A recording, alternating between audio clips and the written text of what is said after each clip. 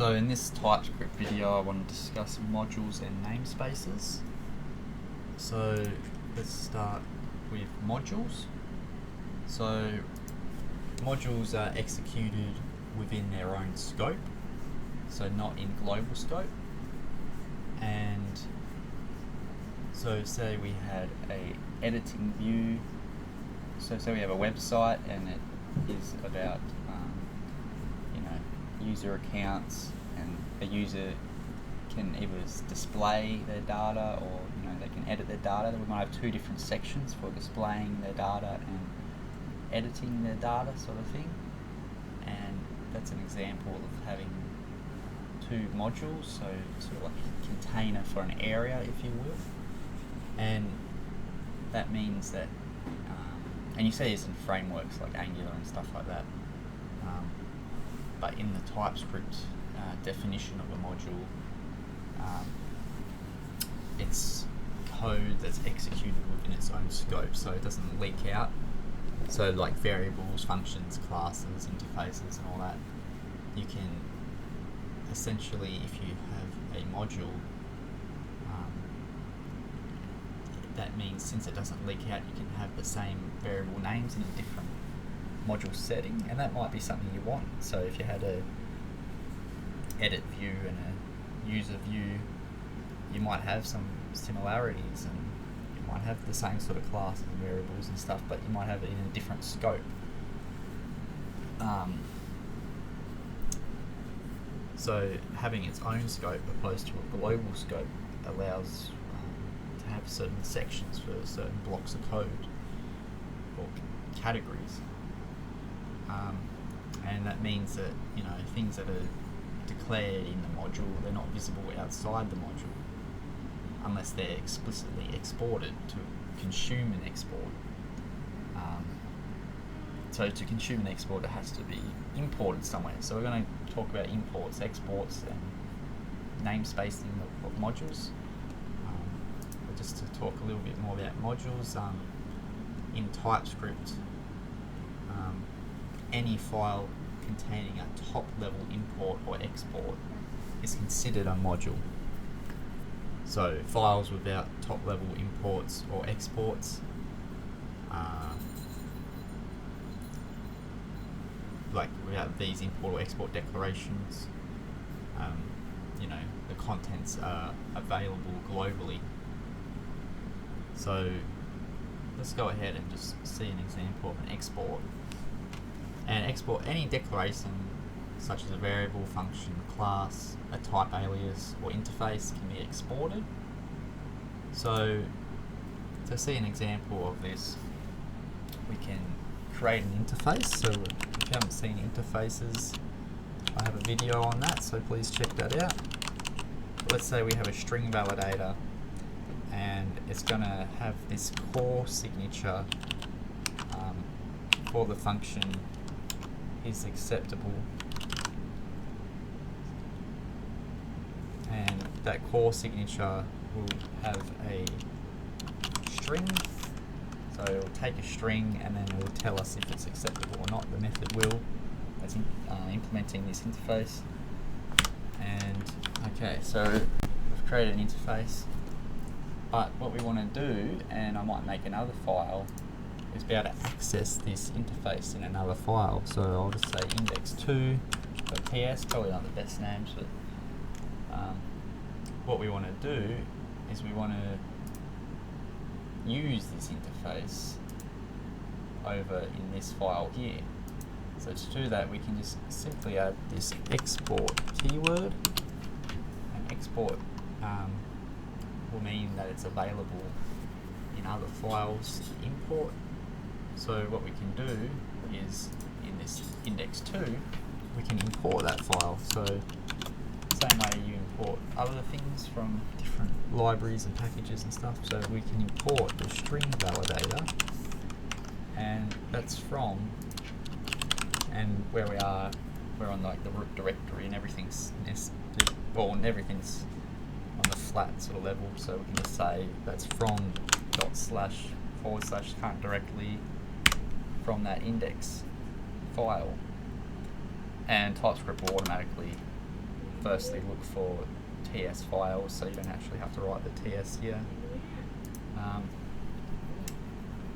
Okay, so that's cool. So we've figured out how to export something, and we've figured out how to import something. So let's go ahead and use that. And let's just use it on a class. So we'll have this class, and we'll say we want a zip code validator. So zip code validator, and recall that that is, you know, it takes a string and it checks if it's acceptable or not, so it returns a boolean. So what we're doing is we're implementing that interface. So we can implement that interface by using the implements keyword, and we can implement that on the zip code validator class. So we need to, it's having error because we don't currently have that interface implemented correctly. So to alleviate that problem, we can have this is acceptable function which takes a string, and just as an implementation detail, what this will return is a boolean. So we need a zip code to be of length 5, I think. So all zip codes must have 5 digits, let's say. So let's take the length of that string, and I guess we're assuming that we're going to pass a string into this function rather than 5 digits itself. So if that is equal to 5, but let's also test for some sort of regular expression as well. So let's just create a regular expression. Let's export this because we may want this regular expression somewhere else as well. So let's just use this export keyword before the constant variable number reg x, and we can use these backslashes, and everything inside the backslash will be what we're doing. So we can use this caret symbol and the square brackets to indicate that everything between any number between 0 and 9, and this isn't a course on regular expressions or anything like that, but just checking that a number, we have a valid number. That's an important thing to do because we're passing in a string. So we need to check essentially if the zip code is 5 digits long, and if this regular expression is, you know, if it evaluates true, and we can do that with this test function, and that's going to test the string, whatever string we pass to the zip code validator, and it's going to test that, and it's going to see if the digits are between 0 and 9. So let's say the user got the input string, they typed in their data in the input field, and then that's automatically a string. Assuming we haven't sort of set it up to not handle that case. This is where the zip code validator will you know, come in handy, but it's not so much about the implementation of it. It's more about using the imports and exports and setting up like the modules and all that sort of stuff, and later we'll see namespacing as well. So okay, so we've created this class zip code validator, but let's say we wanted to use it in another file. We could, if we wanted to, and you can see a trend here, sort of prefix that class with the export keyword, and we've done this on, and we've also done this on the constant variable, and it's something that we can do to export our class to make it so we can import it elsewhere. Another thing we can do though is we can export the zip code validator.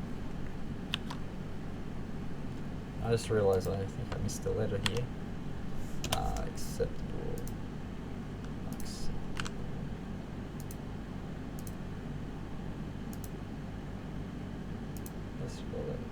Oh, I put the E in the wrong spot. Acceptable. Okay, so now that's not erroring.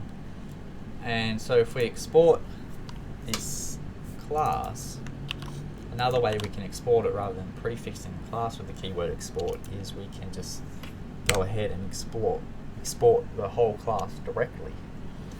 And that's one way we can do it.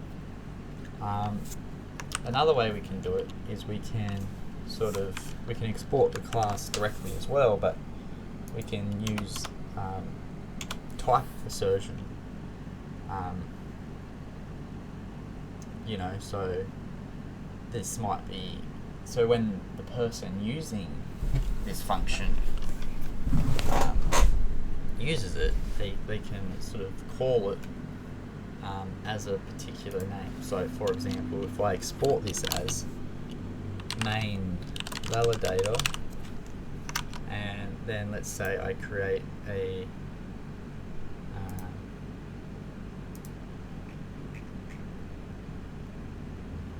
let's say I create another file here.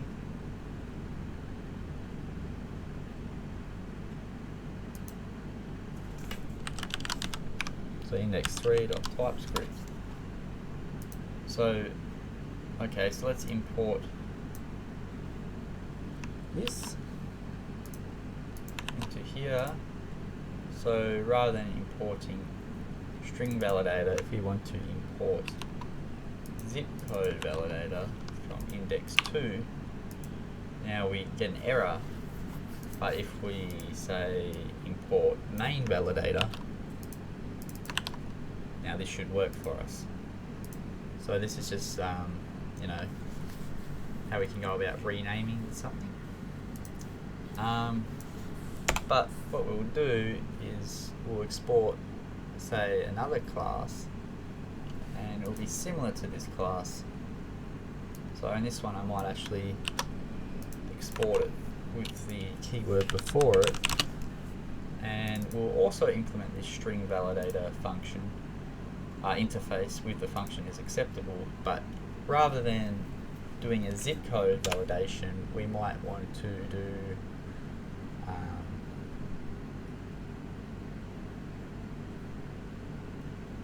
let's say we want to pass the int based zip code validate for. So this time, yes, okay. So this time, rather than using this regular expression, what we can do is we can, because we know it's going to be integers, we can just pass the integers of the string to a string. So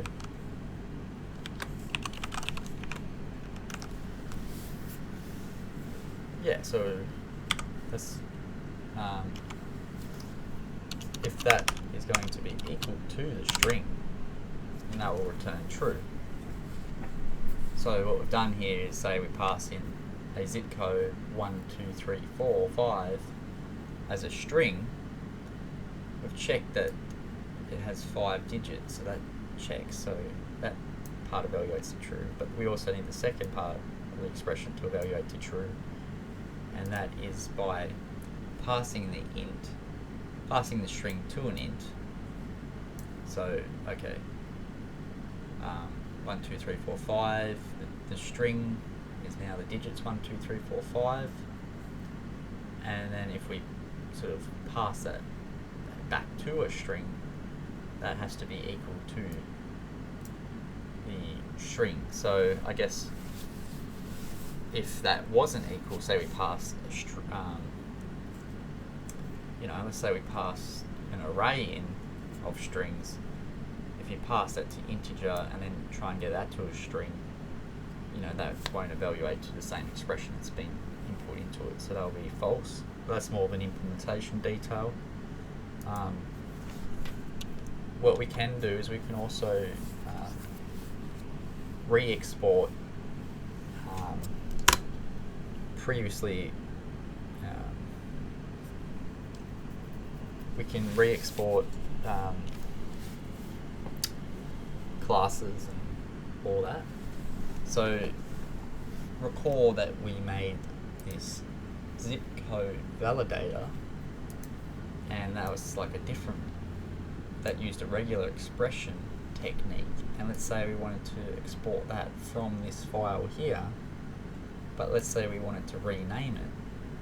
Well, we can go ahead and re-export that. So we can export the zip code validator, and we can rename it something else if we like, and re-export it as a so it's a regular expression based zip code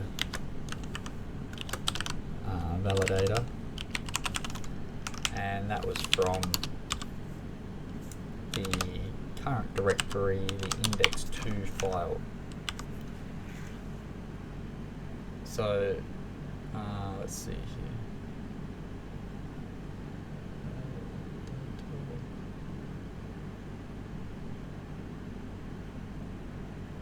Okay, so we need to remove this implement string validator. In this case, even though it is, so we could import it. Actually, let's go ahead and import it. Oops. So import string validator from index. I'll get rid of that error. And this one is zip code validator locally, but is exported as main validator. Oh, okay, so let's just turn this validator off. If I had this one on, I no longer get the error. If I turn this one off, I once again get the error. So that name needs to be consistent with the, we're exporting it here, and then to re-export it, we can export it from that location, but we can call it something else.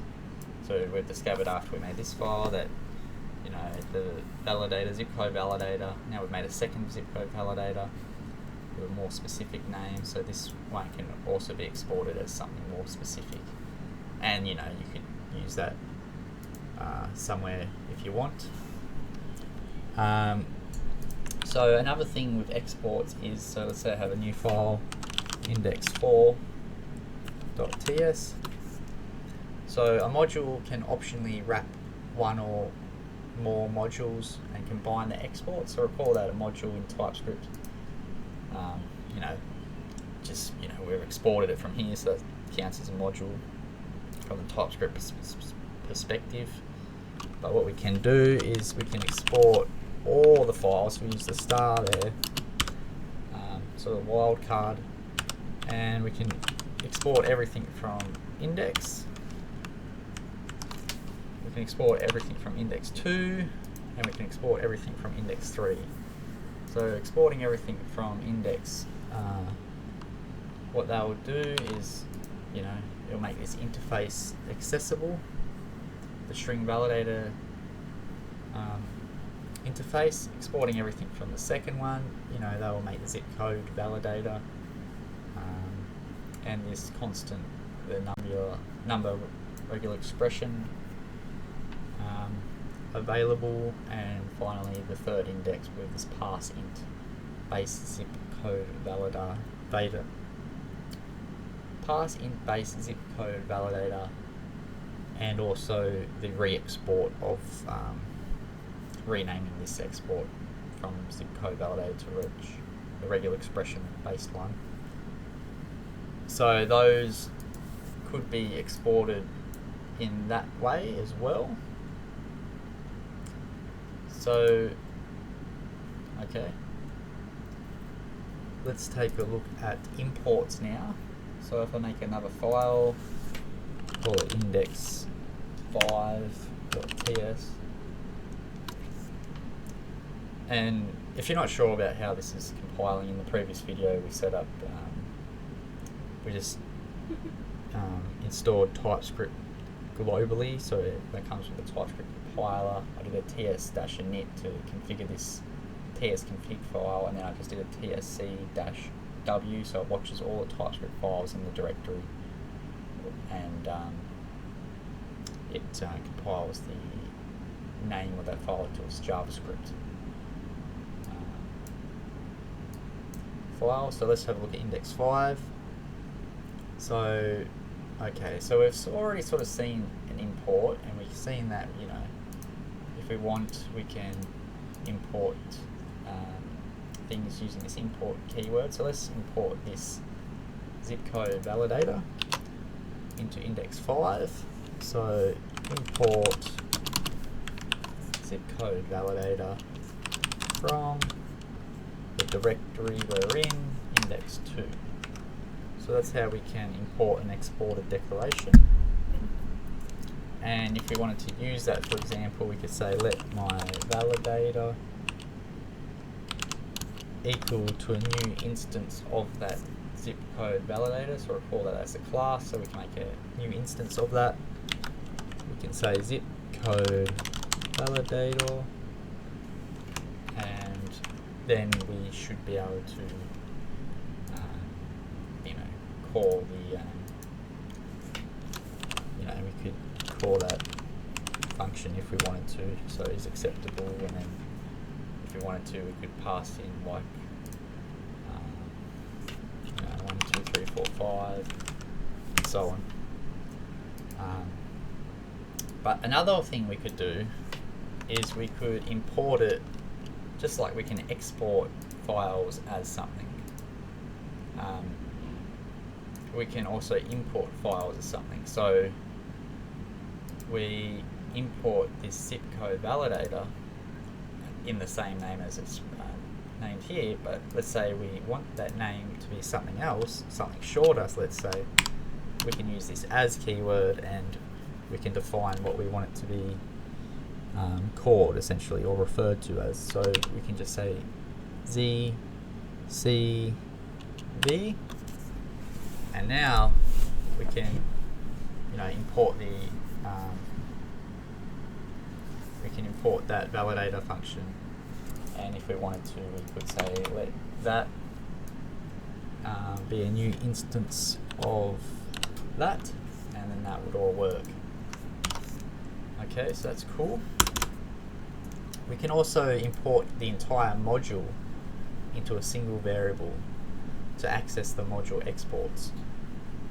So, okay, and we can give that you know, an alias as well if we wanted to. So let's say we wanted to import everything from index 2. Let's say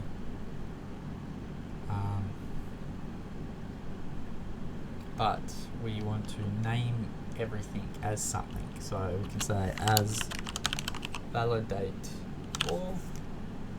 So now we're importing everything, and we can refer to it. You know, we need to be able to refer to something with that sort of form here. So now we can say let my validator, let that equal a new instance of the validator, which is referring to the entire module. So there might be, you know, there's this other export here as well. And if I call dot, we can see those two exports. We see number regular expression, which is what we've exported, re-exported the zip code validator as, and we also get this. Oh, sorry, this is index 2. Okay, so we've exported zip code validator, and we've also exported this constant here. So we could get that constant if we wanted to with the IntelliSense, but we could also just get the zip code validator function from that module, because we've imported the entire module. So that's cool, that's how we'll do that. Something else we might want to do is we might want to import a type, for example. So if we had, let's say we had a type, and I'm going to call this API.TypeScript, and I might give it a capital letters.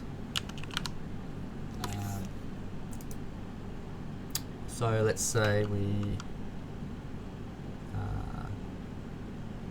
export a type this type is going to be API response type, and you know this can be equal to a let's say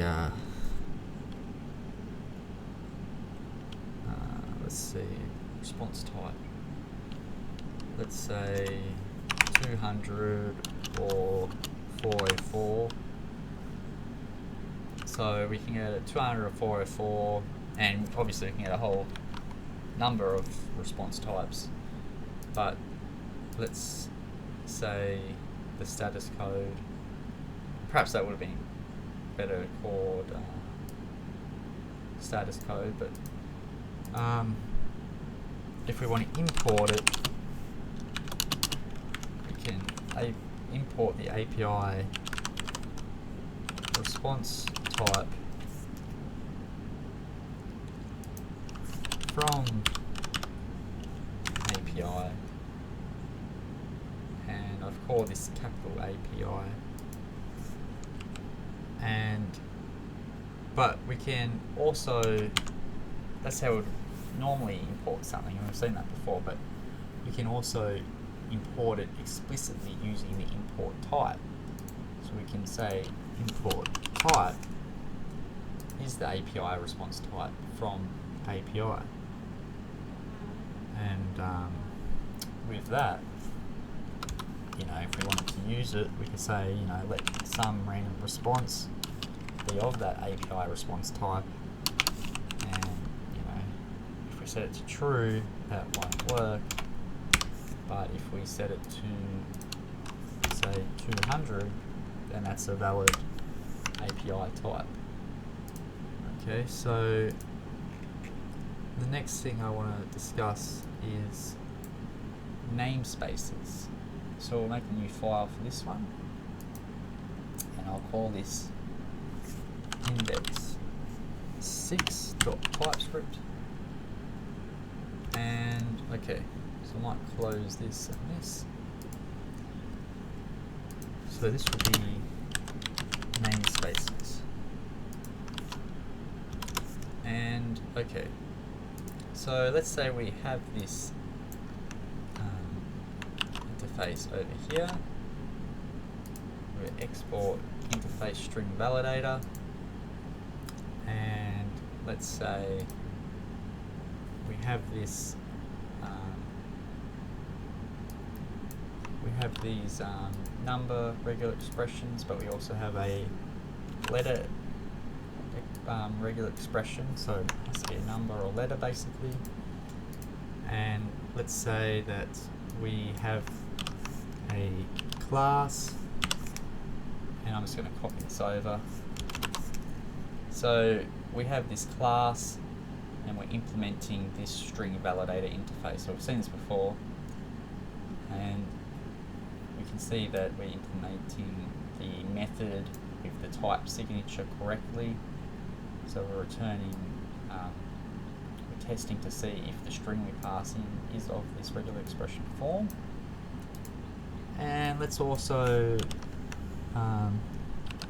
you know, so just imagine that we've been writing a TypeScript file, and you know, we've been writing it in the one file, and then you know, we come up with the zip code validator, and that implements string validator as well, and has that other type that we wrote before. And as we add more and more validators, we're going to want some sort of like organization scheme that we can keep track of all of our types and not worry about any of, so we won't worry about any name collisions with other objects. So instead of having lots of different names in a global namespace, we want to wrap our objects into a namespace. So, okay, so some samples to try would be to say, okay, let's say we have like a bunch of strings here, and okay,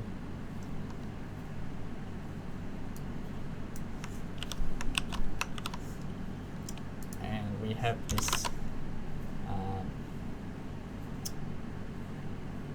this implementation of the validators, and I'm just going to have one more block of code here, and then I'll get into explaining it.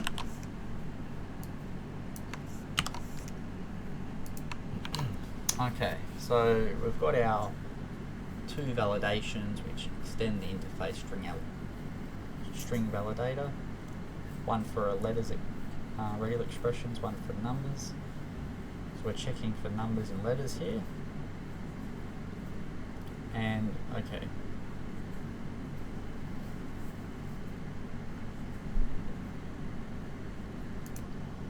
So what we're doing here is for these strings, we're going to loop through the strings, and for each one of these string names, these are the strings, and then we have a nested for loop. So let name in validators. So we have two validators that are created, so we instantiated two different validator types. So for each one of these types, if the and recall that these return a boolean from a string, so that means isMatch is going to be either true or false depending on the validator's name, if that method for that particular string input is acceptable. So we're going to check for the zip code, and that has the string index, and letters only also has the string indexing. So what we've said is, like, we have this object here, which is taking some indexing of a particular object, which is of the string type, and for that particular string index, like zip code or letters only, that's going to be instantiated. So that's going to be returns some sort of it's going to be have a string validator associated with that. So recall that zip code validator and letters only validator extend this string validator. So that's perfectly valid. So when we loop through the strings here, for each of the names in this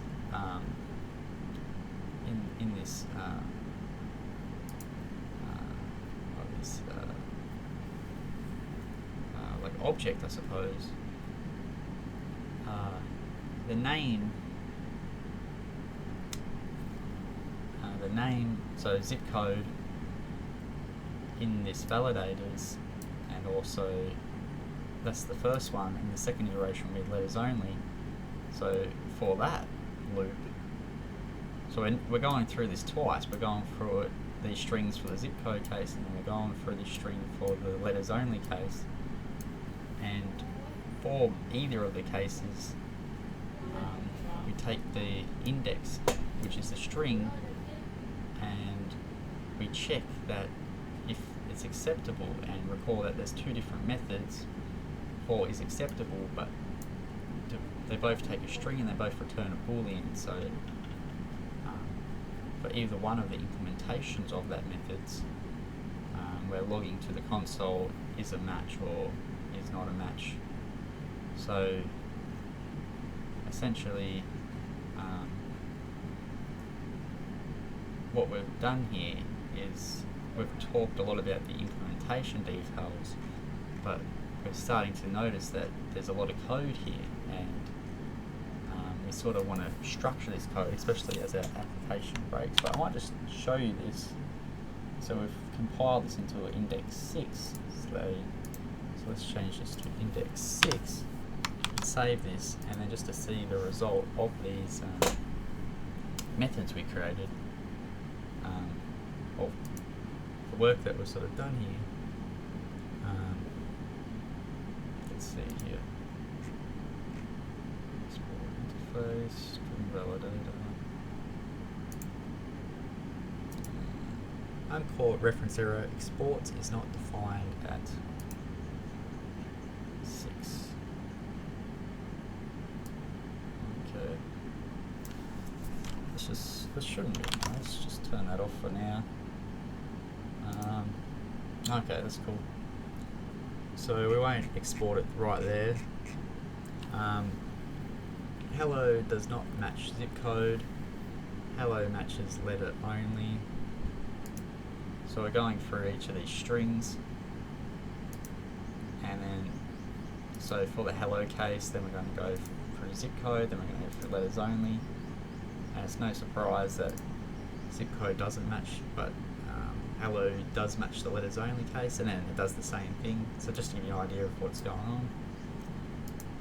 But what we want to do is we really want to structure this in different files. So we want to have a file for this string validator, and we might actually just call that validation.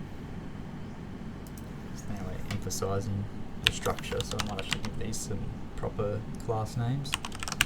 Validation with a Typescript extension, and we also want this letters only validator, so I might just copy that and I'll make a new file, letters only validation with Pascal case notation, and the last one was this zip code validator.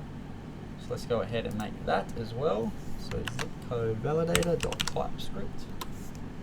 Okay, so we've got our validation file, we've got our letters only file, and what we want to do is we want to namespace things.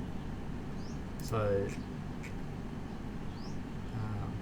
and this could have been done in the one file, for example, as well, but if you're namespacing things, I guess the idea is to structure the code, so let's go ahead and do that. And in validation TypeScript, we can copy over our interface here and paste that in here. But okay, we do want to export this. What we can do here as well is we can give it a namespace. So we can use this keyword here, namespace validation, and we can put that in there like that. We can wrap it in like that, and so as our application grows, we want to split the code across multiple files to make it easier to maintain. So even though files are separate, each contributing file with this validation namespace contributes to this overall namespace. So for example, just in a moment I'll put that letters only validator function in here, but I'll namespace it with validation, and we can see that it all comes in under the same namespace. And you know, this is good when you have different modules that do different things, but you have the same functions, for example, and they might be slightly different. So if you had, let's say you had a teacher, let's just say you have a user view and an edit view. You know, the edit view might have some extra properties. So since the extra properties might not be on the user view, like the edit view, you know, it might have some, might have some admin related things, like it might categorize the users into certain groups that the user aren't aware of, or something like along these lines. But the bottom line is you have a user in the user view and you have a user in the edit view, and then you might want the same, the same name of the interface, so user, but you want one in the namespace user, one in the namespace user edit, for example. So that's sort of the goal here with namespacing, is for larger applications. Let's say we want that ability to have some sort of structure. So So because there are dependencies between files, we'll need to sort of add reference tags to tell the compiler about these relationships between the files, and we'll do that just in a moment. So we've got this namespace validation with this interface here. Let's go ahead and do our letters only validation. So if I copy that over and then I sort of wrap it in a namespace validation, I'll get this namespace validation here. But to use this, so what we're saying is if we call this validation namespace, part of that will be this regular expression for the letters, and then also, the letters won't be there, but we're exporting this class here. But to get this string validator, because we need to implement the string validator, which we made here, to reference that file, without an import, there's this thing called a /directive. And if I go ahead and paste that, and this must go at the very top of the file, you'll notice these 3 slashes and this reference tag, which is like a XML sort of superset of HTML that Typescript can pick up on, and it takes the path of the containing file. So we're referencing a string validator function. We can call this, and this is used in the module, so in the TypeScript sense of the definition of module. We need to have these references at the top of that module. So the contents of the comment is used for the compiler as compiler directives. So for example, the triple equal sign reference path, this is like the most commonly used directive, and to refer to the path, and it serves as a declaration of dependencies between files. So the / directives instruct the compiler to include the additional files, and return the letters regular expression test S. So this letters regular expression, that won't be exported, so we can't access that with validation. We'll see that just in a moment. But that's just an implementation detail for this particular export for this letters only validator. So this leads us into the zip code validator, and we'll save this. The zip code validator. So we do the same thing. We can reference the path validation, so we can get that interface with string validator.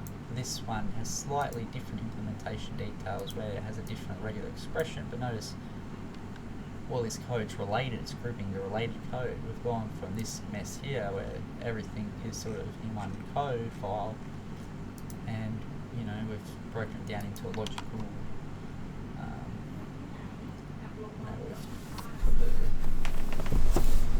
we've given it a structure basically. So so now we've put the main methods into and interfaces into its own files. We can go ahead and we can create a new file, and we'll call it test.ts. And what test.ts will do is it's going to reference the 3 files that we made, so the validation interface, the letters only validator, and the zip code validator files. And we can essentially copy our implementation, our testing code for that. So let's just try some examples.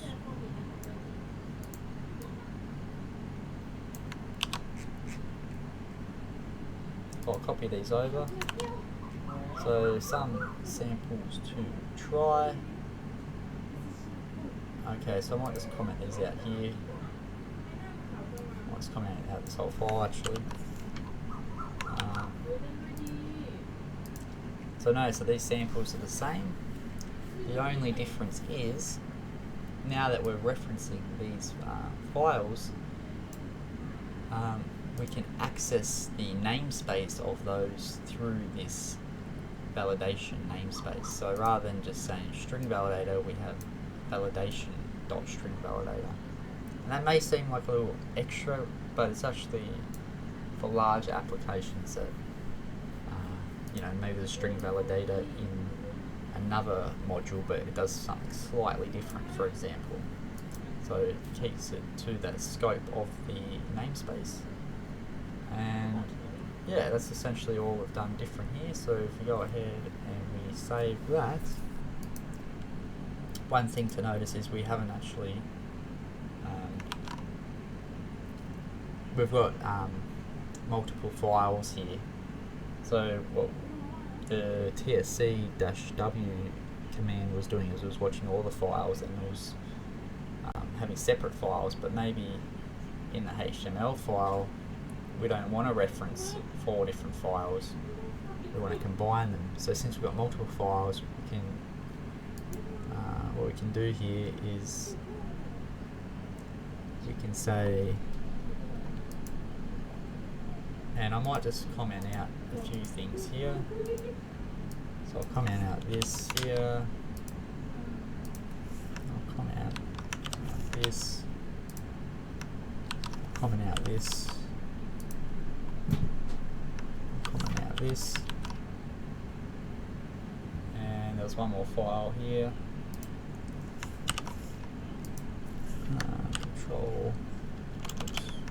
Control A, Control /. So if I save that, and I wanted to make a file that compiled this together, what I could do is I could say, okay, tsc --out file, and we can just call it sample.js, and that's coming from this test.js file. So the compiler will automatically, what's this? tsc --.